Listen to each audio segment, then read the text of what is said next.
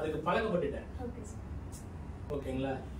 So இப்போ அடுத்தது வந்துட்டு என்னென்ன ஸ்டெப்ஸ் வந்து இந்த ஸ்போக்கன் இங்கிலீஷ்ல இன்வால்வ் ஆயிருக்கு சார்? ஃபர்ஸ்ட் வந்து நம்ம இதை பண்ணுவோம், நெக்ஸ்ட் அடுத்தது இது, இதுக்கப்புறம் தான் நீங்களோட ஒரு ப்ராப்பர் வே ஆஃப் ஸ்பீக்கிங் வந்து உங்களுக்கு வரும் அப்படிங்கிறது அந்த ஸ்டெப்ஸ் என்னென்ன இருக்கு சார்? இப்போ இங்கிலீஷ் ட்ரைனிங்னு எடுத்துக்கோங்க, ஸ்போக்கன் இங்கிலீஷ்னு எடுக்க வேண்டாம் சார், இங்கிலீஷ் ட்ரைனிங்னே எடுங்க.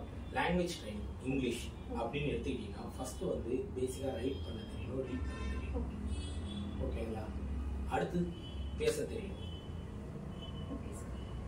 சரிங்களா?